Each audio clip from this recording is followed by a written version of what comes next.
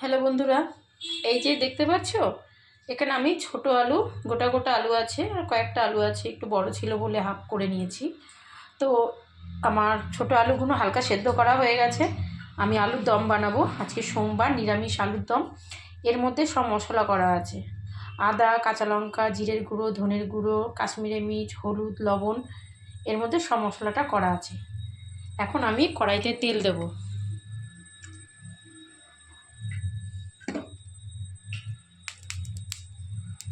এবার আমি কড়াইতে তেল দিচ্ছি, এবার আলুগুলোকে আমি ভাজবো। এখন কড়াইটা তেতে গেছে, এর মধ্যে আমি খানিকটা জিরে দিয়ে দেবো, সাদা জিরা। এবার এর মধ্যে দিয়ে দেবো আমি আলুগুলো। তো আলুগুলো আমি তেলে দিয়ে দিলাম। এবার আলুগুলো ভাজা হয়ে যাবে, তারপর মশলা কুচি আলুগুলো দিয়ে কষা কষা আলুর দম বানানো হয়ে যাবে। তো আলুগুলো সব ভাজা হয়ে গেল, দেখতে পাচ্ছ। এখন কড়াইতে আমি মশলাগুলো দিয়ে দেবো।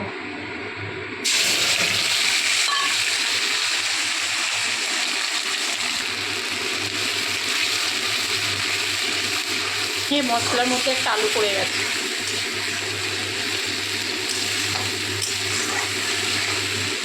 আজকে সোমবার তো, তাই পুরো নিরামিষ আমার। মানে সোমবারে আমাদের গ্যাস ট্যাস মুছে একদম রান্নাঘর পরিষ্কার করে তবে রান্না হয়। প্লেন খাবার, রাইস আর হচ্ছে আলুর দম হয়ে যাবে। নিরামিষ আলুর দম, রসুন পেঁয়াজ ছাড়া। তো মশলাটাকে কষিয়ে নিয়ে আলুগুলো দেবো। তো দেখো মশলাটা কষা হয়ে গেছে, মশলা দিয়ে তেল ছেড়ে দিয়েছে। এবার আমি আলুগুলো দিয়ে দেবো।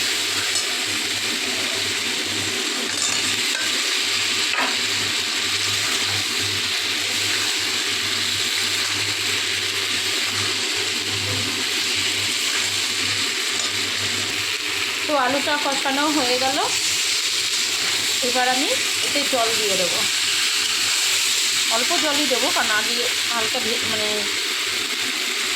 সেদ্ধ করা আছে।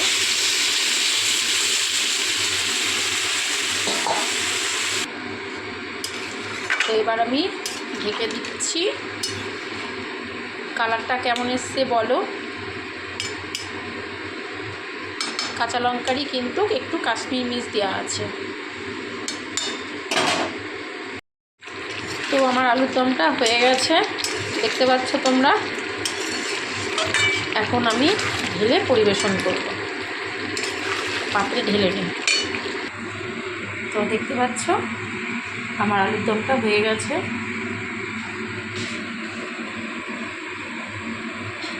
টাটা টাটা বন্ধুরা।